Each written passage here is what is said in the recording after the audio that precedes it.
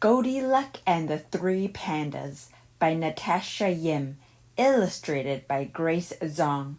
When Goldilocks was born, her mother said, "Ear of the golden dragon, very lucky ear. This child will have good luck." "She has a face as round as a gold coin," said her father. "This child will bring great wealth." But Goldy had neither great wealth nor good luck. In fact, she could never seem to keep money in her piggy bank, and she had a bad habit of breaking things. One Chinese New Year, Goldy's mother woke her up and sent her to wish their neighbors Gung Hei Fat Choi. "But Mama, I'm still sleepy, and I'm so hungry." "It will only take a minute," her mother said. "Mr. and Mrs. Chan would enjoy a visit from you. Take these turnip cakes to share with little Chan."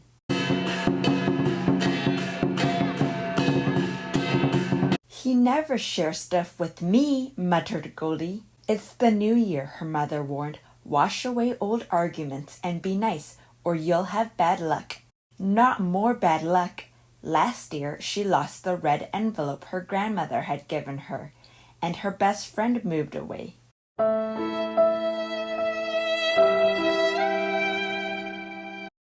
So Goldy walked next door to the Chan's apartment. She knocked on the door. No answer.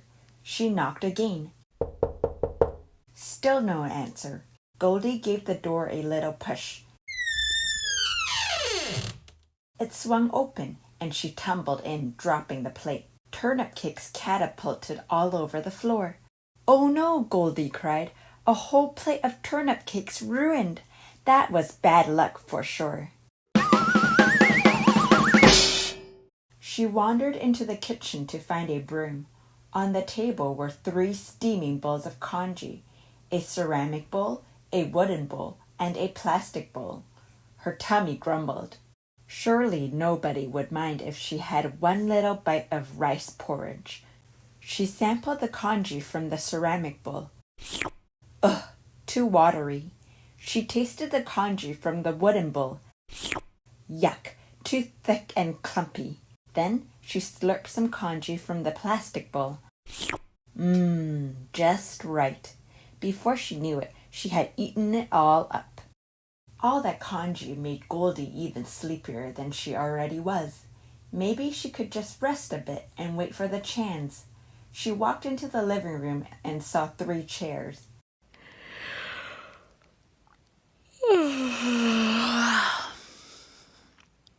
She plunked down on Mr. Chan's massage chair. Something hard steam rolled up and down her back. "Ouch!" she cried, springing to her feet. Too rough. Next, she plopped into Mrs. Chan's armchair and disappeared into the fluffy pillows. She felt like stuffing in a pork bun. "Oof," she mumbled, "too soft." Then she squeezed herself into little Chan's rocking chair. "Whee!" she shouted as she rocked back and forth.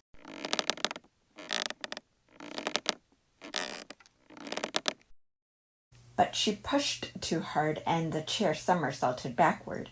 It hit the floor with a splintering crash. "Oh no!" Goldy exclaimed. 7 years bad luck! Or was that a mirror? In either case, she was still so sleepy she ambled into the bedroom to find a place to lie down. Just for a few minutes, she reasoned. She climbed into a king-size bed. The mattress felt as hard as a week-old almond cookie. Ugh, too uncomfortable. Next, she flopped onto a queen-size bed. The electric bed began to fold her up like a dumpling. Yikes! Too scary, she cried.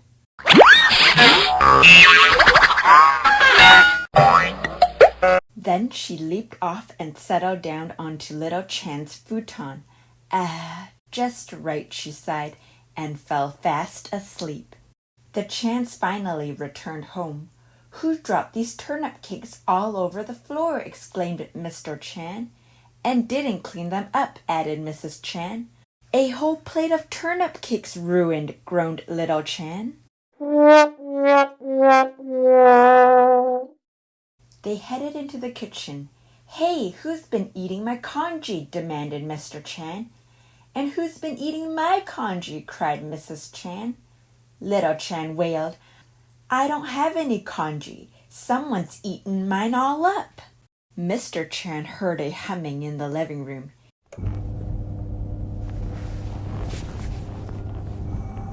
He went to investigate. "Someone's turned on my massage chair," he bellowed. "And someone's rumpled the cushions on my armchair," yelled Mrs. Chan.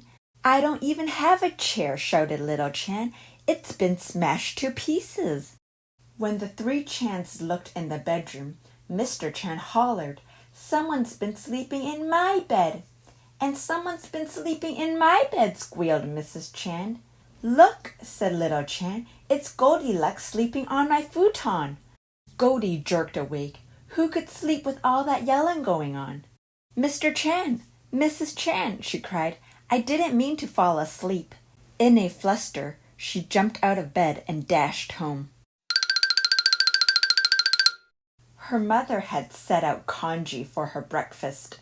Goldy was just about to take a bite when she thought of Little Chan, who didn't have any more rice porridge in his bowl. "I'm not really that hungry," she said to her mother. She went to read a book in her rocking chair. As she rocked back and forth, she thought of Little Chan, who didn't have a chair to sit in any more. "I'm still sleepy. I think I'll go to bed," she said. Goldy climbed into her nicely made bed. She thought of the pillows and blankets she had strewn about the Chan's bedroom. Goldy jumped up and ran back to the kitchen. She grabbed her bowl of congee and rushed back to the Chan's apartment. "I didn't mean to break Little Chan's rocking chair," she said to Mr. Chan. "I'll help you glue it back together." "I'll fix the blankets I messed up," she said to Mrs. Chan, "and make the beds." Goldy handed her bowl of congee to Little Chan. "I'm sorry I ate all your rice porridge," she said, "and dropped all those turnip cakes." "That's okay, Goldy," said Little Chan shyly. "We were just about to make some more. Would you like to help?" So Goldy and Little Chan chopped, stirred, and steamed lots and lots of turnip cakes. Then they fried them up, nice and crunchy for the New Year feast. Mrs. Chan handed Goldy a red envelope. "Gung hei fat choi, Goldy," she said. "May the new year bring you great wealth and good luck." "Thank you," Goldy said, "but I think I've found some good luck already." She smiled at Little Chan, and the two friends sat down together to eat a whole plate of turnip cakes.